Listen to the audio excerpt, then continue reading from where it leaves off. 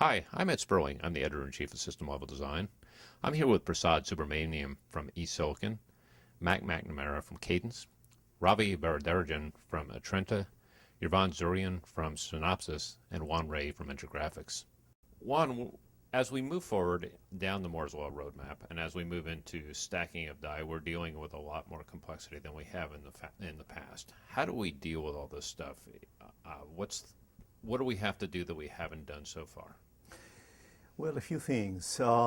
Usually what happens is that when bringing several technologies together, it is really necessary to pay attention about how to integrate them.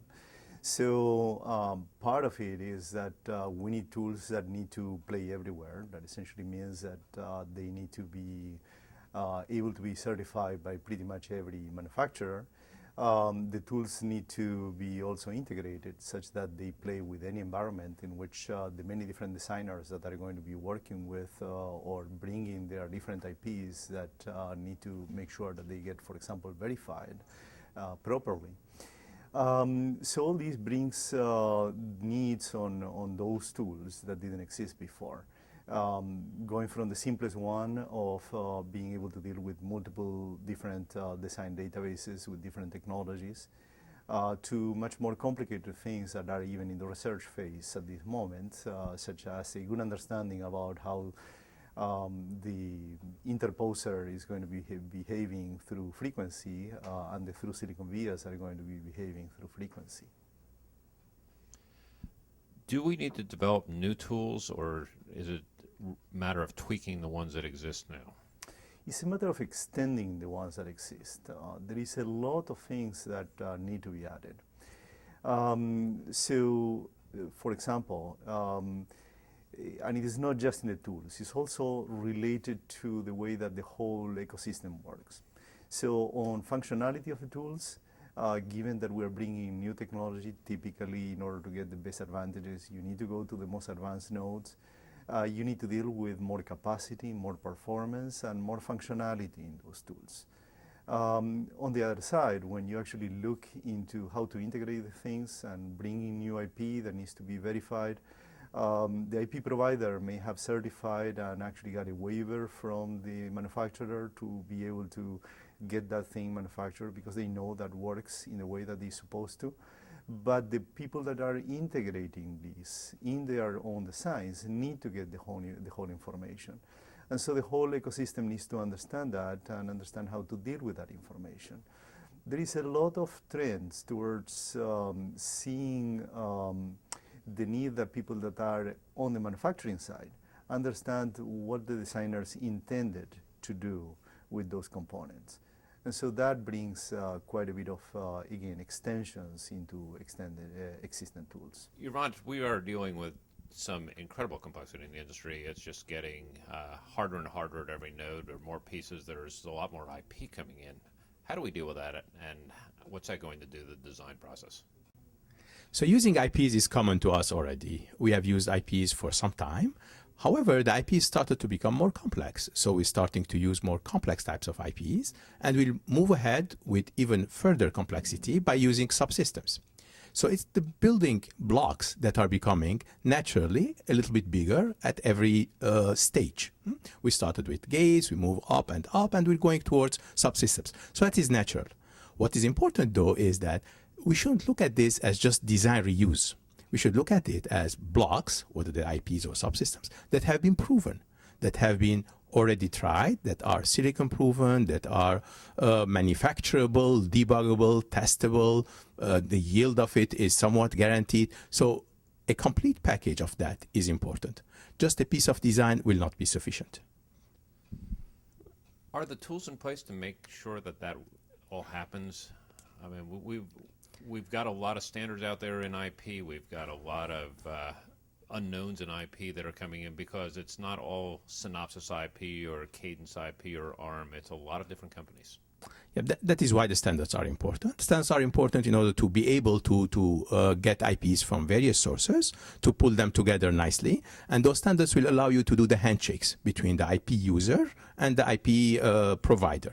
So we already have standards that have been successful. For instance, in the test world, using IEEE 1500 has been very successful for a number of years now. That is allowing people to mix different pieces together.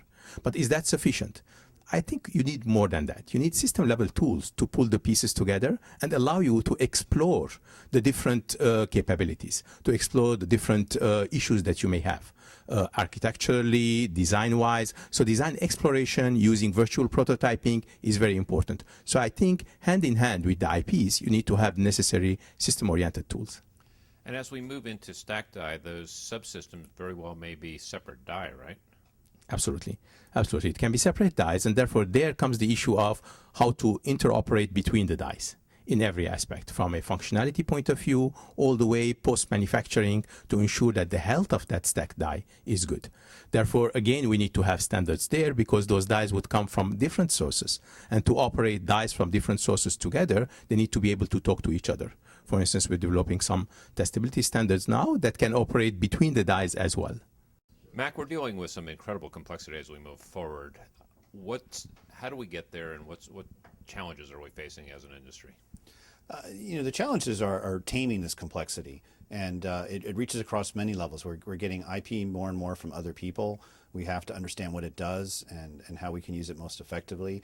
We have to optimize across these levels of design that used to be really separate efforts that could be done by people in different labs and just all aggregated together. Now to get to market, we have to create out of this complex set of parts something that works really well, it's reliable, great battery life, good performance.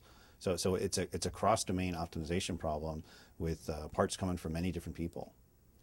Do we have the tools to make it happen, or do we need to develop some new things?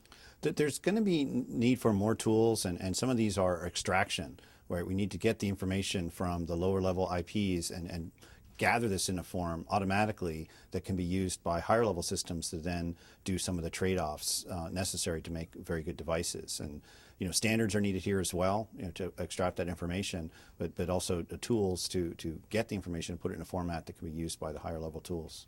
So Prasad, as we go forward and we're dealing with incredible complexity, what's the big challenge for the industry? How do we get to the next node? How do we get to the next technology where we're stacking die? What do we have to accomplish in between? In terms of challenges in the industry, as you go into smaller and smaller geometries, we see many more choices available for the designer in terms of implementation with different foundry technologies, different libraries, different transistor threshold voltages, voltage power supplies, and so on. So really one of the critical aspects which will help a designer is to figure out what is the optimum point in terms of their performance, power, area trade-offs. How do they select the best possible design that meets their design needs, rather than what is the fastest I can achieve with my design. Most people are looking for, here is a certain performance that I desire to achieve. How can I achieve it best? And what is the technology combination that allows me to get to that point and give me the best power, best area, best cost, and so on. So that's really where finding the trade-off, the optimal trade-off in design, I believe, is one of the challenging aspects of next generation technology. Do we have the tools that are there at this point, or do we have to still develop some things? I think in general the tools are there. However, I think for exploration the tools don't exist. So today you really need to rely on data from various sources, gather the data, and then look at the analyze the data to determine what makes sense for a particular design. If there's a mechanism that allows us to import pre-characterized data into a tool and allow us to make trade-offs using that tool, that would be very helpful. Ravi, we're dealing with some incredible complexity in this industry. It's just getting more challenging as we move down to along the Moore's Law roadmap and into stacked die. How do we deal with that as an industry? What sort of challenges are we likely to run into? I think the fundamental challenge is the ability to predictably kind of close the design, all aspects of the design, higher levels of abstraction. So that kind of cuts multiple ways, right? The first component is in this era of reusable IPs, you need to have IPs that are modeled very effectively so that you not only know the functional characteristics of the IP, but you also know the implementation feasibility, actually what is going to work when you take it down to silicon.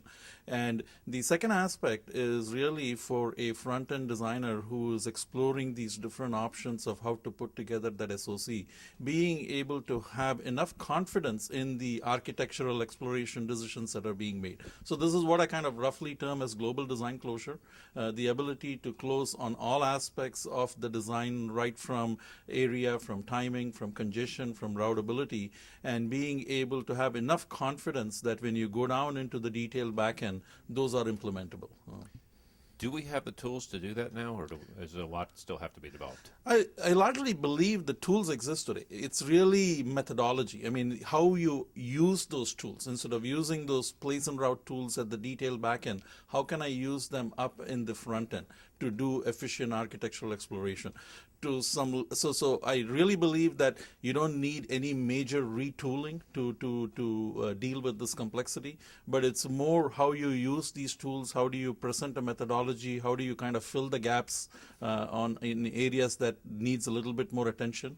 But the ability to move it up the level of abstraction is really the key. It's also the ability to move the information and the data back and forth in the flow, right, if you are using a different methodology? Absolutely, absolutely. So you need to be able to, again, all of this is only as good as how good your correlation is. So the ability to pass down constraints so that when you go and implement it, you're not caught by surprises in the back end.